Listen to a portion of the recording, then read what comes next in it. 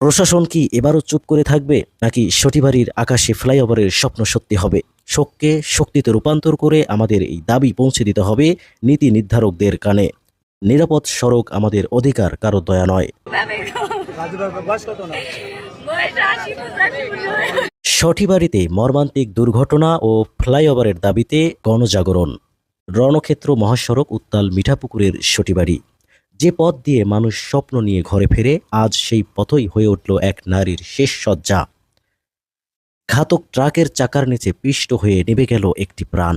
মুহূর্তেই আনন্দমুখর সটিবাড়ি বন্দর পরিণত হলো এক বিভীষিকায়। রক্তে ভেজা পিচ ঢালা সড়ক যেন চিৎকার করে বলছে, এই মৃত্যু কি শুধুই দুর্ঘটনা, নাকি রাস্তা পারাপারের সঠিক ব্যবস্থাপনা না থাকার কারণে এই অপমৃত্যু? সহ্যের সীমা যখন ছাড়িয়ে যায়, মানুষ তখন রাস্তায় নামতে বাধ্য হয়। সটিবাড়ির এই রক্তস্নাত সড়ক দেখে থমকে দাঁড়ায়নি জনতা। জ্বলে উঠেছে দ্রোহের আগুন। ঘাতক ট্রাকে অগ্নিসংযোগ আর মহাসড়ক অবরোধ, এ যেন বছরের পর বছর ধরে চলা অবহেলার বিরুদ্ধে এক চরম বিস্ফোরণ।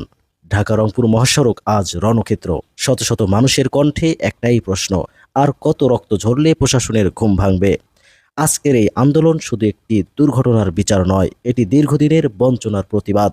সটিবাড়ি মোড় এখন এক মরণ ফাঁদ। এখানে একটি ফ্লাইওভার আজ শৌখিনতা নয়, সময়ের দাবি। বারবার আশ্বাস দেওয়া হয়েছে, আন্দোলনের মুখে প্রতিশ্রুতি মিলছে, কিন্তু কাজের কাজ কিছুই হয়নি। সটিবাড়ির মানুষ আজ স্পষ্ট জানিয়ে দিয়েছে, আমরা আর লাশ গুনতে চাই না। আমাদের লাশের উপর দিয়ে নয়, আমাদের জীবনের নিরাপত্তার জন্য সটিবাড়িতে অবিলম্ব ফ্লাইওভার নির্মাণ করতে হবে। আজ যে মা কিংবা বোনটি পিষ্ট হলো, কাল সেই জায়গায় আপনি অথবা আপনার প্রিয়জন হতে পারত। তাই এই লড়াই শুধু সটিবাড়ির মানুষের নয়, এই লড়াই জীবনের। প্রশাসন কি এবারও চুপ করে থাকবে, নাকি সটিবাড়ির আকাশে ফ্লাইওভারের স্বপ্ন সত্যি হবে? শোককে শক্তিতে রূপান্তর করে আমাদের এই দাবি পৌঁছে দিতে হবে নীতি নির্ধারকদের কানে। নিরাপদ সড়ক আমাদের অধিকার, কারো দয়া নয়। শাহিদুজ্জামান শাহেদ, মিঠাপুকুর, রংপুর।